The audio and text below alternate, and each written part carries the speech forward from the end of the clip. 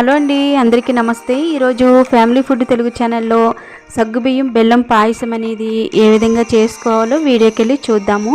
ముందుగా వేసవికాలం వచ్చిందంటే చాలు అందరికీ వేడి చేస్తూ ఉంటుంది కదా. ఈ విధంగా సగ్గుబియ్యం కనుక ఇంట్లో ఉంటే కనుక సగ్గుబియ్యం పాయసం కానీ అలాగే జావ చేసుకుంటే చాలా మనకి బలాన్ని ఇస్తూ ఉంటుందండి. ఈ విధంగా ముందుగా నేను 1 కప్పు వరకు సగ్గుబియ్యం అనేది తీసుకున్నాను. అది వాటర్లో వేసి 1 అవర్ వరకు నాననివ్వాలి. మూత పెట్టేసి 1 అవర్ తర్వాత చూద్దాము.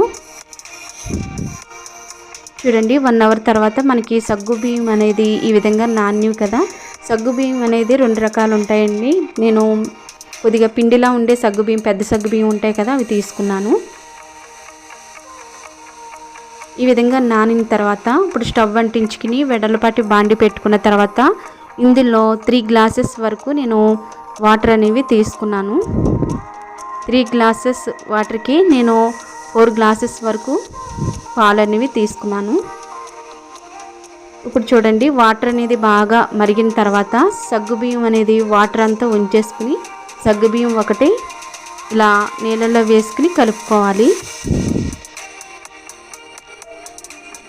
ఫ్లేమ్ని మీడియం ఫ్లేమ్లోనే పెట్టుకుని ఈ విధంగా కలుపుకుంటూ ఉండాలి. ఎందుకంటే సగ్గుబియ్యం అడుగంటకుండా ఒకదానికొకటి అతుక్కోకుండా ఈ విధంగా కలుపుకుంటూ ఉండాలి.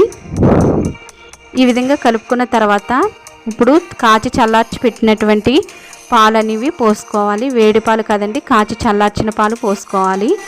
ఈ విధంగా పాలల్లో కూడా ఈ సగ్గుబియ్యం ఉడికేంత వరకు ఈ విధంగా కలుపుకోవాలి. ఇప్పుడు పాలు అనేవి 2-3 పొంగులు వచ్చేంత వరకు గరిటతో ఈ విధంగా కలుపుకున్న తర్వాత ఇందులో యాలకుల పొడి అనేది 1 టేబుల్ స్పూన్ వరకు వేసుకున్నాను. అలాగే బెల్లం వచ్చేసి నేను 1 కప్పు సగ్గుబియ్యానికి అదే కప్పుతో 1.5 కప్పు వరకు బెల్లం తీసుకున్నాను. బెల్లం వేసేటప్పుడు స్టవ్ ఆఫ్ చేసేయాలండి. ఇంకా స్టవ్ ఆఫ్ చేసిన తర్వాత మాత్రమే నేను బెల్లాన్ని అనేది వేస్తున్నాను. ఈ విధంగా 1.5 కప్పు వరకు నేను బెల్లం వేసిన తర్వాత మూత పెట్టేసి 10 నిమిషాల తర్వాత చూద్దాం.